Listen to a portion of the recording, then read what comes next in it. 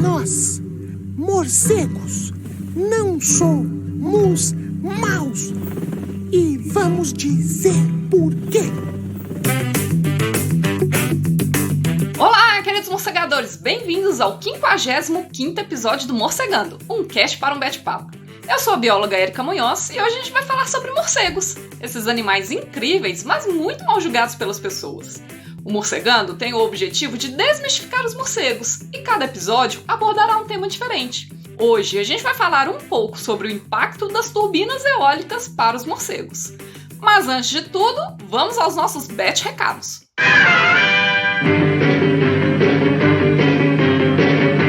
Entre os dias 17 a 21 de outubro de 2022, vai ocorrer o 11º Encontro Brasileiro para o Estudo de Quirópteros, conjuntamente com o 11º Congresso Brasileiro de Mastozoologia.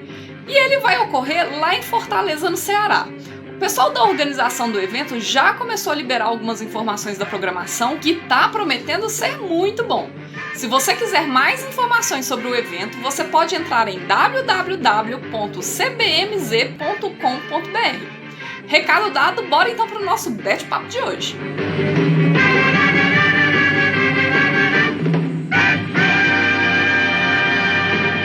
Holy anagrams, what's the answer? A energia produzida através do vento, ou seja, a energia eólica, é sem sombra de dúvidas uma forma de produção de energia muito boa e que cada dia que passa é mais incentivada no mundo todo.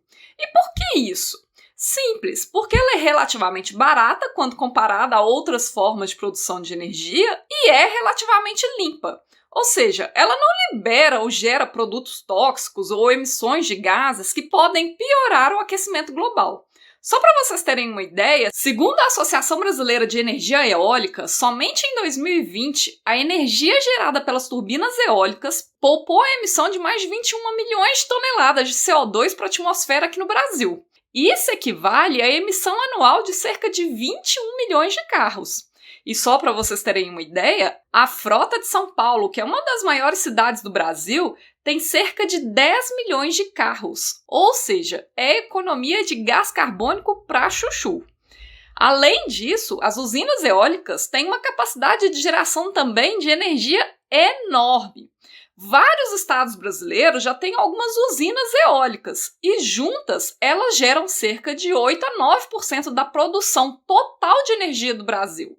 Isso pode até parecer pouco, mas isso é quando a gente pensa na produção energética geral e no Brasil como um todo. Porque quando a gente olha os valores individualmente por estado ou por região, esse valor representa muito mais. Por exemplo, a região Nordeste, que é onde a gente vai ter a maior concentração de usinas eólicas instaladas atualmente no país, são responsáveis por cerca de 60% da geração para o consumo de energia do Nordeste. Muita coisa, né? Então, quando a gente soma todos esses fatores, como ser uma fonte de energia relativamente barata, limpa e altamente produtiva, a energia eólica é realmente algo muito importante para a gente e que tem sido cada vez mais incentivado e que tem crescido muito todos os anos na maioria dos países do mundo. Mas, obviamente, nem tudo são flores. Embora a energia eólica seja considerada relativamente limpa, não emitindo gases ou outros produtos tóxicos, ainda assim ela produz muitos impactos ambientais. Por exemplo, ela causa impactos com a poluição sonora, poluição visual, pode provocar erosão no solo. Várias estradas precisam ser abertas para a instalação dessas turbinas, entre várias outras coisas. E dentre todos os impactos produzidos, um dos maiores e mais importantes e que ocorre no mundo todo, sem exceção, se refere à mortalidade de alguns animais, especialmente animais que voam, como as aves e os morcegos. E não é pouca mortalidade não, hein? A gente não tem muitos dados e estudos sobre o número de mortes por ano desses animais, especialmente aqui no Brasil, mas é muito.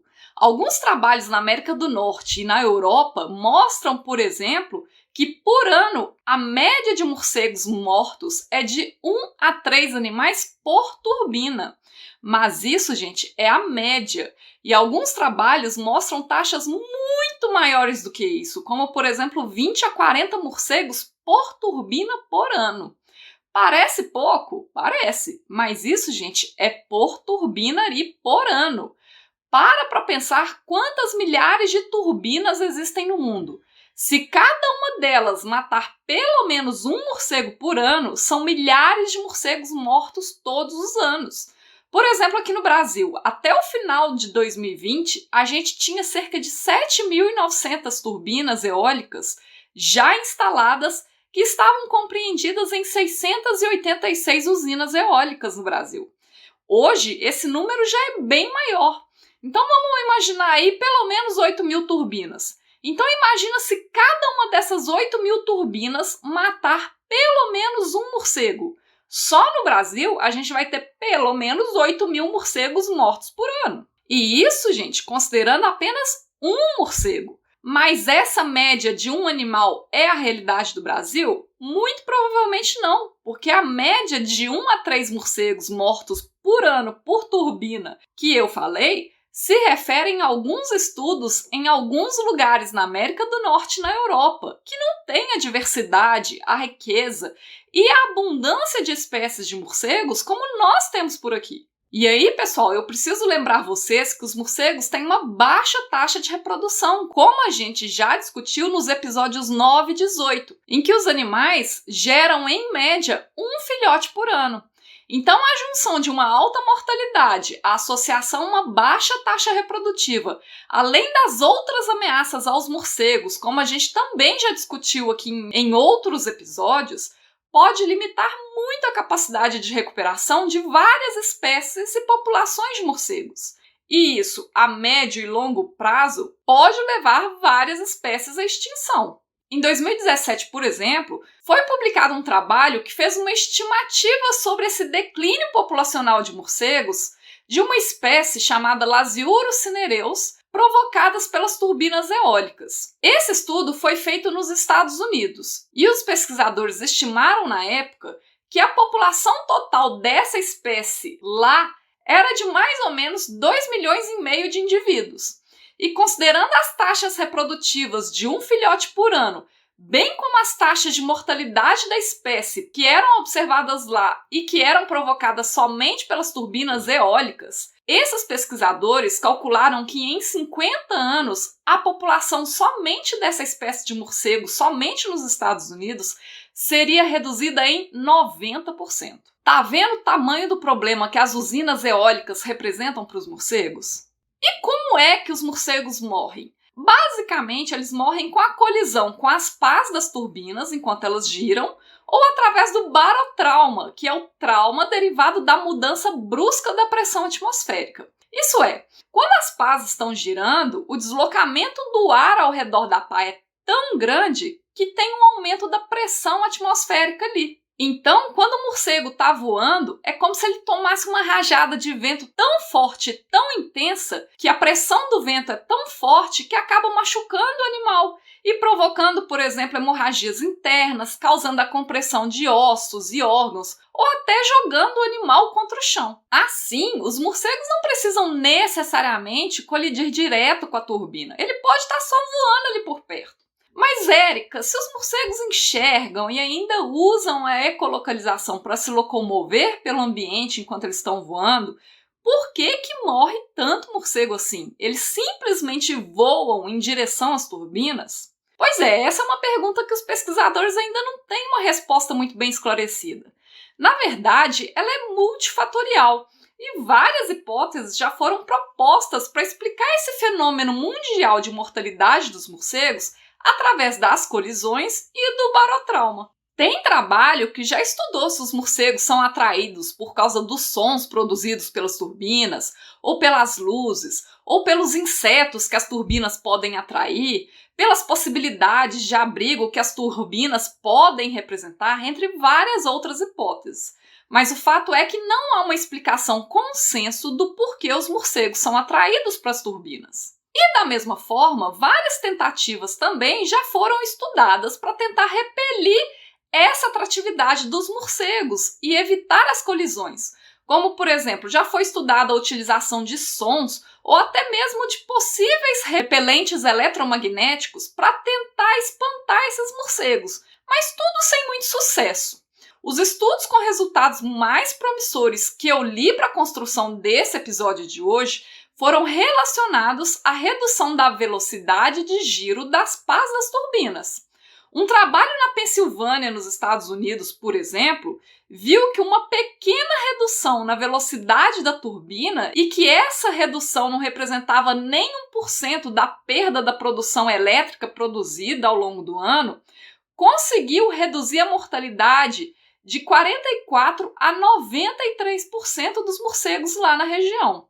Um estudo similar também desenvolvido em Alberta, no Canadá, também reduziu muito a mortalidade de morcegos por lá, com uma redução de até 60% da mortalidade, simplesmente pelo fato de diminuir um pouco a velocidade de rotação das turbinas.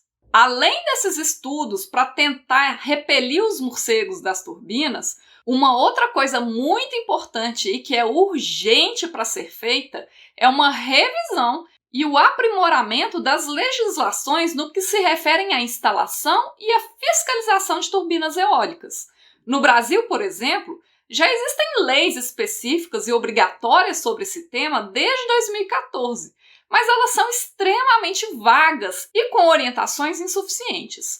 Por exemplo, uma coisa que as legislações brasileiras não especificam são os procedimentos ou o esforço mínimo de levantamentos do impacto ambiental antes e depois da instalação das usinas eólicas. A gente simplesmente não tem números das mortalidades de animais aqui no Brasil, porque as empresas dessas usinas simplesmente ignoram isso, uma vez que a legislação e a fiscalização é extremamente frágil. E, para piorar, a grande maioria das usinas eólicas estão instaladas ou ainda vão ser instaladas em áreas protegidas e extremamente vulneráveis. Por exemplo, aqui no Brasil, a Caatinga é o local onde mais de 70% das turbinas estão instaladas atualmente.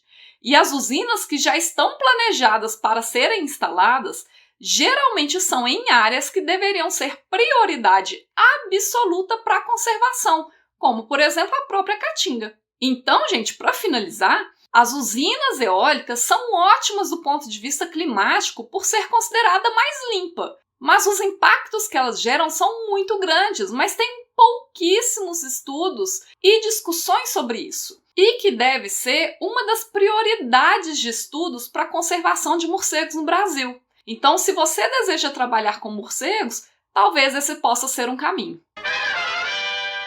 Hoje o Morcegando vai ficando por aqui. Se você tiver alguma dúvida, comentário ou sugestão, envie um e-mail para morcegandocast@gmail.com.